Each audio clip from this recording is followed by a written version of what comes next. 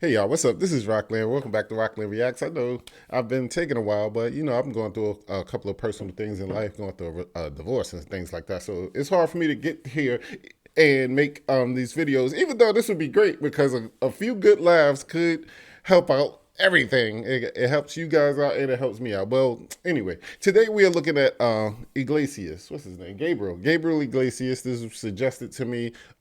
This is like the best of his stuff, and it looks like it's about a 30-minute video. So instead of us doing a whole 30 minutes, we're just going to do like 15-minute breaks. But make sure you guys like and subscribe. Thanks for still rocking with me after my little breaks and things like that. And here we go. A lot has changed, El Paso. A lot has changed. One thing's for sure, I'm still the fluffy guy. Everybody's happy that he's fluffy. And I say fluffy because that is the politically correct term. For those of you that don't remember, I used to say that there were 5 levels of fatness. Reason why I say used to say is because now there are 6. I met the new one in Las Cruces. The original 5 levels are big, healthy, husky, fluffy, and damn. People ask, what could be bigger than damn? The new level's called, oh, hell no.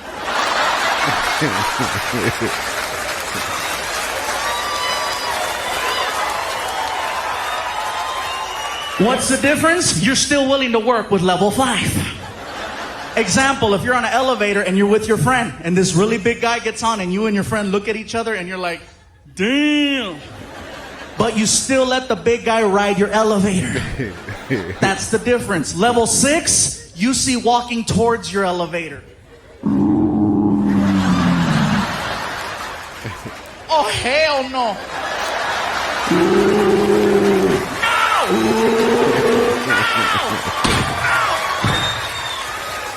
That's the difference. The guy that I met was 6'8", 614 pounds. Oh, hell no. And he was offended at my show. Not by anything that I said, but because of the fact that now at the shows, I started selling t-shirts. And apparently, I didn't have his size. Keep in mind, I go all the way up to 5X on the t-shirts. And he was like, you don't have my size. I was like, dude, I didn't know they made you.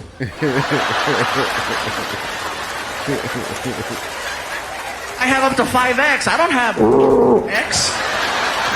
A picture of a dinosaur on the back of the tag, you know? I gotta tell you guys, Trevor Noah has been on the road with Martin and I for, like I said, the last 4 months, and he's a great friend and a funny man. And any of the stories you guys might have heard about us in the past and the practical jokes, they've all been true, especially when a new guy shows up. You know, Trevor's a cool dude, you guys, but we couldn't wait to have fun with him. So let me tell you a quick story. We were doing a show in a city called Eagle Pass in the state of Texas. Now, got some Tejanos in the house? What's up? You far from home, coño. So anyway, we're doing a show out in Eagle Pass, Texas. Now, I have a friend of mine named Rick Gutierrez, who's also a comic who was on last season, who lives in San Antonio, Texas, which is about an hour or so away from Eagle Pass. He bought a new car and he drove from from San Antonio to Eagle Pass to meet up with us for a show that night. After the show was over, he says, hey man, he goes, you want to leave a little bit early and we'll take my car and you can drive it and the guys can catch up with us tomorrow in the tour bus. So I'm like, cool, let's take off. So I tell Martin and Trevor and the rest of the guys, I'll see you guys tomorrow night. I'm leaving with Rick. So we get in Rick's car and I get to drive. We head to San Antonio. About 30 minutes into the drive, we start seeing flashing lights on the side of the freeway. And then a big sign that comes up and it says, immigration checkpoint ahead. Okay? Don't worry, this story ends differently.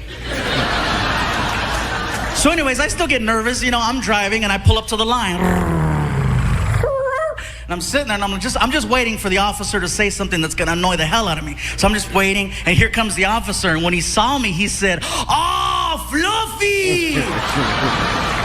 And when I heard that, in my mind, I was like, I'm not going to jail. So He's like, dude, what are you doing here? I said, well, we have a show tomorrow night in San Antonio, and we're just passing through. Where's your tour bus? I said, well, my tour bus is back in Eagle Pass with the other guys. He goes, can we take a picture? I go, what about, cars coming? He goes, there hasn't been a car here in hours. So we get out of the car, we take some pictures with the immigration officer and the dog, We get back inside, and he says, thank you so much for taking the picture with me. I really appreciate it, man. We're just bored right now. I go, really? You guys are bored? Yeah, we're bored. I said, well, my tour bus is going to be passing through here in about 2 hours.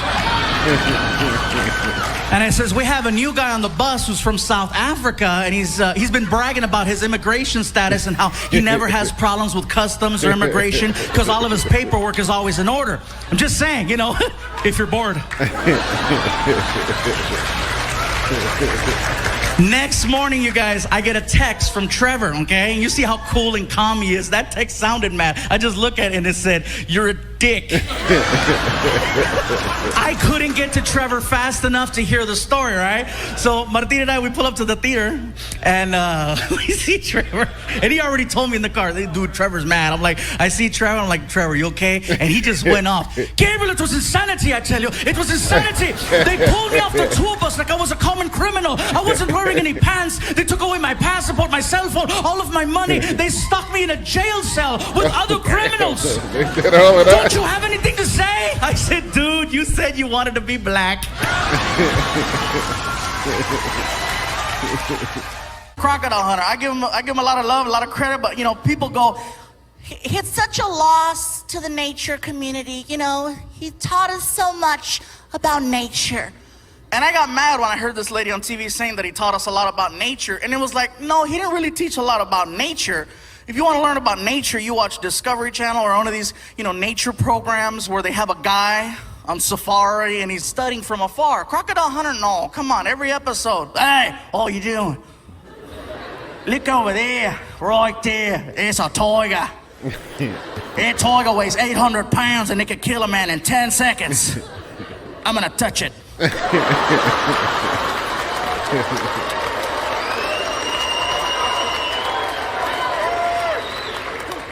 Hi, tiger! Oh, he's angry! He's angry! Next episode, hey, that's a king cobra, the most venomous snake in all the planet. One bite and I'm dead. I'm gonna pick it up. He's angry! If he really wanted people to think he was out there, man, America, we should have borrowed him and sent him to Iraq. With no gun, just a camera crew. You imagine how bad that would have freaked out the enemy? You're freaking a soldier working for Al Qaeda and you're out there, and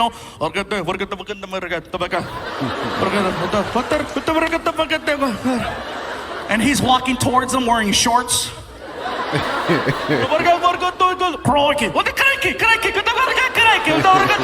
he's walking up to him. Hey, look over there. That's an Al Qaeda member. An Iraqi soldier, one of the most dangerous creatures in all the planet. One push of a button and I'm gone. I'm gonna poke him with a stick. He's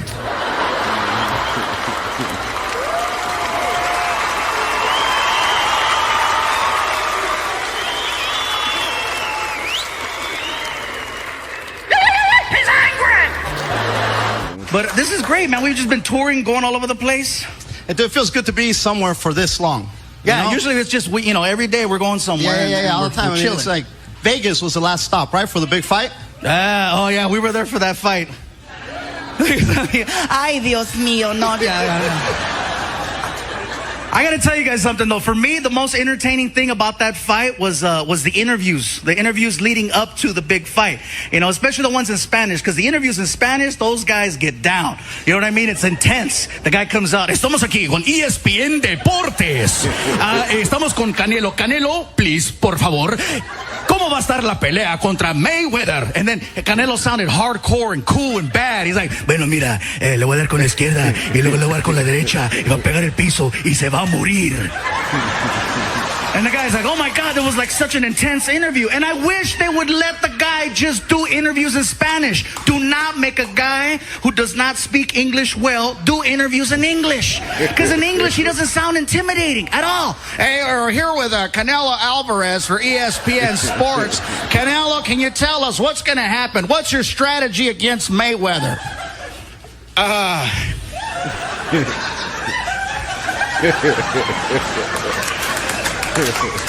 Well, I am going to hit him like this, and then I'm going to hit him like this, and he going to, ¿cómo se dice que se va a caer? He going to fall, and then, tan tan, is like that. Since you're quite the aficionado here, what can people do to spice up their life? Toys. Sir, hey, come on. You can only go so far with what you got. Hey, Yogi, when he says toys, he doesn't mean like Transformers. He means like it means like bringing stuff to the room. Your relationship looks fairly fresh. It looks like you guys just got together. You're still touching each other, which is really cool. But not everybody can handle toys. No, not everybody. Not everybody's ready for toys. No. But if you are, you know, it doesn't hurt to go to the shop. Like you took me to the sex shop the other day. No. Hey, that's not right. Hey. Look at everybody's all mad now. Like, Fluffy, say it ain't so. Tell me you're not a sucio like Martin.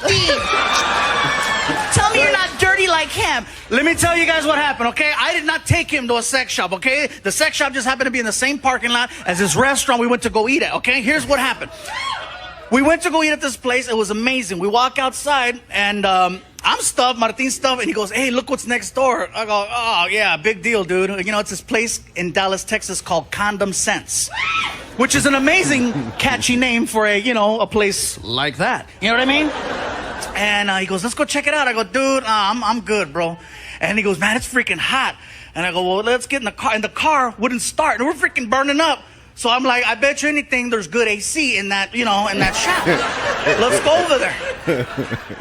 And I get closer and I start getting recognized in the window. I'm like, I'm not going in there. Martin goes, come on, go with me. I'm like, oh, great. So we walk inside. And as soon as we walked into this shop, that freaking little sensor at the door, in my head, I hear, pervert. Yogi, I wasn't feeling it. I was like, you know what? I don't need anybody taking pictures of me in this type of place. So I tell Martin, hey, bro, I'm out. I'll be outside. And he goes, come on, bro, go with me. I said, dude, man, this is not cool. And then this guy leans over the counter and he sees Martin and I standing there and he goes, get in here, you two. Get in here. It's a party. Couples only. And I'm like, oh my God, Martin, he thinks we're gay. I said, I'm going outside, and then Martin yells at me, go with me! And I'm like, great, he's yelling at me. That makes me the bitch. Now I'm stuck with this fool. We walk into this shop, and I'm not about to start walking up to the, the stuff that's in there next to him so that he can look at it and have the guy think, oh, that's what he's going to use on the big guy. You know what I mean? Hell no. So I'm like, Martin, go do your thing. And I just went to go find some neutral corner to just hang out in. And Martin's funny, by the way. Bro, when you're looking at toys, he kills me. He doesn't just look at it and go, yeah, I want that. He actually takes the time to grab something, turn it around, take off his glasses, and read what it does, like medication. Over 40, he reads it now. Oh, this one only takes 2 batteries, right? Meanwhile, I'm in this other part of the store where they sell these, I don't even want to call them toys. They're more like tools, Yogi. Like straight up like devices, I saw some stuff in this store, you guys, that I'm like, why would anyone physically try to do that to themselves? Like one thing I saw was from the floor about this high. And I'm like, why? Who could handle something like that? It didn't even have batteries. It didn't have a cord for the wall. This sucker had a string on the side. One of those,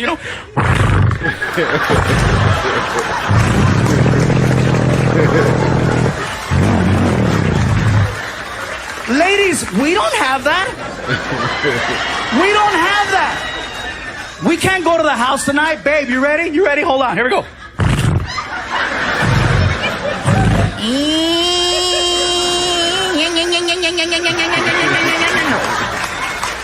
Hold on. You can't get it started, you gotta call a friend to come jump you. I get to actually promote a film. Like a year ago, I got to do a movie called Magic Mike, and I couldn't really promote it because, well, not for kids anyway. Hey kids, go tell your parents to take you to see, Está sucio, cochino. Yeah, so I couldn't do that. And then, a few months later, I went from an R-rated film about male strippers to a Disney film called Planes. And to do a Disney film, you guys, is amazing because you cannot work for a bigger company than Disney. You work for Disney? No, seriously. You work for Disney? Woo! It's like a relationship because before I worked for Disney, no one wanted to work with me. All of a sudden, you get a hold of a good one and everyone is calling. Nickelodeon was calling, Fox Sports and Cartoon Network. And Disney makes you feel very comfortable. They let you know right away. Gabriel, you have nothing to worry about. Disney is going to take really good care of you. Really good care of you. And then Nickelodeon called and said, we'll do things Disney won't.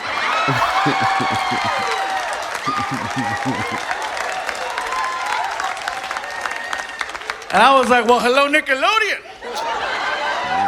So there I go, cheating on Disney. I go to Nickelodeon Studios in Burbank because they want to pitch me a cartoon. And to get a show pitched to you is very different than auditioning. I walk in and the director comes out and she was really cool. She's like, let me just cut to the chase. This is a special cartoon here at Nickelodeon. It's about a little toy car. This toy car has a bunch of other little friends that are also toy cars. Each toy car has its own individual personality. There's the happy car, there's sad car, there's crazy car. And one of these toy cars, we need to be a little different. And in Hollywood, when they say different, they mean Mexican. That's what they mean. They'll never tell you that because it's a little politically incorrect. We want you to play it. No. So what they do is they give you a series of suggestive words to let you know the type of direction they want you to take a certain character. So they walk me into a sound room, they close the door, they put me in front of a podium with a microphone and a script, and they give me the headphones, I put them on, and then the director goes behind the glass, and she starts to talk to me through a PA system, and she's like, okay, listen, Gabriel, if you could just read the top line, we're going to figure this character out, and then we're going to take it from there, okay? Whenever you're ready. So, the line that I'm supposed to read is, hey guys, I can't believe we're all here. So I'm like, I got this, here we go. This is Gabriel Iglesias, take one. Hey guys, I can't believe that we're all here. Okay, listen, that's really good. Really, really good. If you could just do me a favor and give me a little spice. That would be super. As soon as I heard her say spice, I'm like, oh my God, they want me to play it like a gardener. Now I realize I messed up. So I'm like, oh, here we go. Fine. This is Gabriel Iglesias, take two. Hey guys, I cannot believe that we are all here. Okay, listen, you sound really unenthusiastic. If you could do me a favor and give me more energy and double the spice. I'm talking muy caliente, okay? Whenever you're ready. This is Gabriel Iglesias, take three. Hey guys, I cannot believe that we are all here. Okay, listen, we know you do sound effects in your show. Can you give us a sound effect for a toy car? I'm like, toy car, I got this, no problem. Here we go. Can you put spice on that? They want me to put an accent on a sound effect. I'm frustrated. I don't know what to do. I'm like, I don't know. Varum.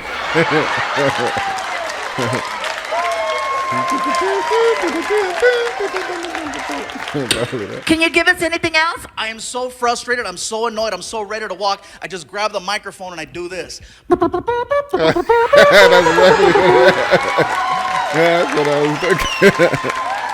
Just as I'm about to take off my headphones, she looks at me and she says, perfect. Disneyland. I love Disneyland, but they're not fluffy friendly. They're not, man. They care about safety. And that is at 18. Oh, so I didn't went over 15 mark, y'all. All right, y'all. That was Gabriel Iglesias. Thanks for recommending him. He reminds me of a different comedian. I think it was a comedian that people stopped liking. Well, I know they stopped liking him because they said that he was stealing jokes and things like that. But I guess he's the chubby version of that guy. But thanks again, y'all, for always rocking with me. Make sure you like and subscribe. My name is Roklan. This is Roklan Reacts, and I will see you guys on the next video. Peace out.